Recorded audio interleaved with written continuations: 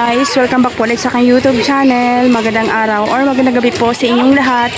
Update po ulit sa paggawa namin ng aming munting ihawan ng second floor. Ayan siya, bali tinigil muna namin siya dahil naubusan tayo ng budget. At yung gagawin na lang naman namin is yung dingding. So bali nakabili na kami ng dingding na 2 perasong color roof guys. Tapos bali kulang siya. Yun na nga, at nagtitinda muna kami para meron tayong pangbili ng another na materyales dahil hindi ko po ina-expect yung aking budget ay kinulang talaga. Tapos nakyatin natin yan at ipakita ko sa inyo kung ano na pong ano na yung nagagawa dyan sa taas na yan. At dito sa baba, ayan po, nagtinda talaga kami at sayang po kasi talaga yung oras, sayang yung ating pagbebenta. Ayun, ilang days na kami nagtinda, 4 days na po yata. Ayun, ipakita ko sa inyo yung ating mga paninda. Ito yung aming hagdan kasi wala pa siyang hagdan na nasa loob. So, bali, balunan po, 20. Ito yung aming paninda ngayon. Yan yung mga free cook nila. Back to normal tayo as usual na pagtitinda. Tapos, ito naman sa loob. Ayan siya guys, yung aming mga paninda. Maluwag na siya dito. Ayan, yung last video ko yan, hindi pa namin na pinturahan. Papalitadahan pa po yan, yung mga ano na yan, yung mga hindi pa napalitadahan, aayusin natin yan. At yun, nag-ipon pa nga kami na para meron tayong pang bayad sa gumagawa. Ayan siya guys, nililinisin, pipinisin pa yan, palitadahan pa yan, papakinis pa yan. Nililid na yan. Yung time na yun na nagpalitada kasi kami dito, hindi pa naaayos yan, kaya hindi pa nagagawa. Yun, ito.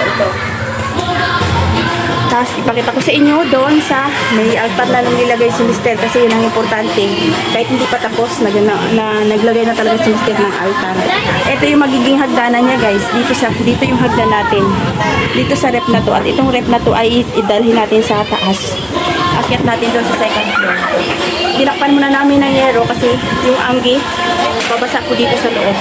Hello po, nandito na po ako sa aming, ito na yung ating yung itsura ng pinagawa namin na second floor. Sobrang liit lang talaga, ito halos hindi ka makagalaw. Ang purpose lang talaga namin dito guys ay para dito kami magluluto or mag-prepare ng aming mga ihaw-ihaw kahit maliit na space lang. Yun po yung dun sa baba. Yun yung hagdanan na ginamit mo na nga namin kasi wala pa kaming hagdanan. Andun sa part na yun, doon po nakalagay yung may mga plywood na yan, dyan po dapat yung hagdanan.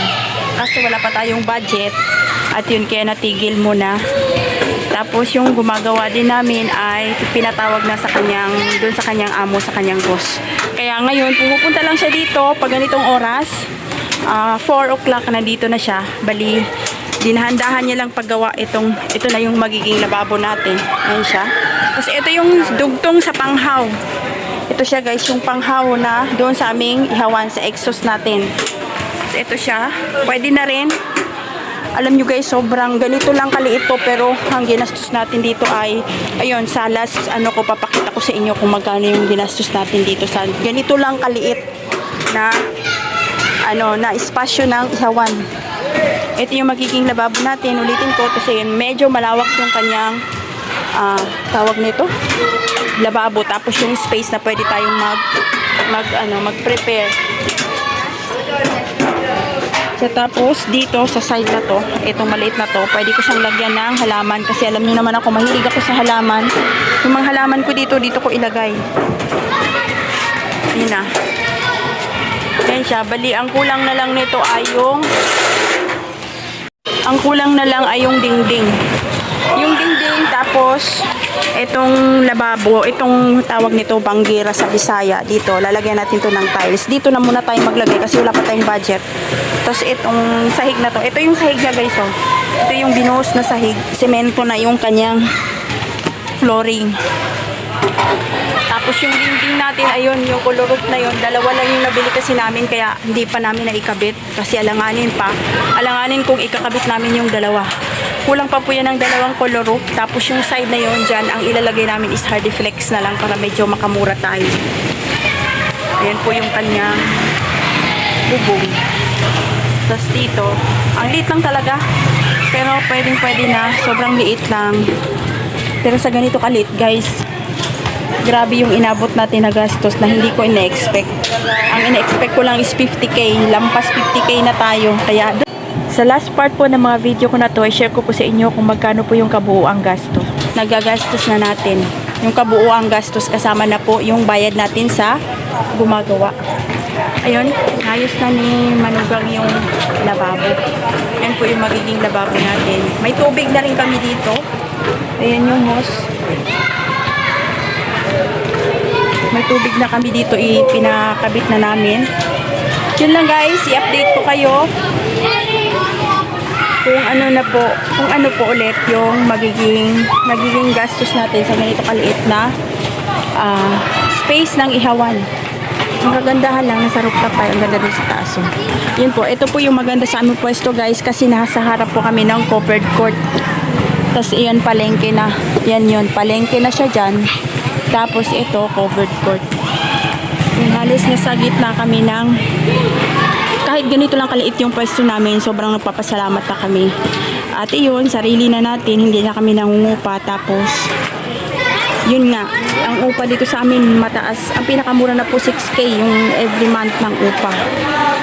Kaya, yun, sobrang blessed pa rin tayo kahit maliit lang yung ating pwesto. Yun lang guys, update ko kayo sa next video ko kung ano yung magiging outcome ng aming pinagawang second floor ng aming ihawan. Tapos dun sa baba guys yung ating mga customer. Ayan yung mga customer natin dun sa baba. Yan, kasi sa baba nag-ooperate na kami ng ihaw-ihaw para kahit hindi pa tapos may income tayo dahil wala na nga po, naubusan tayo ng budget sa paggawa dito.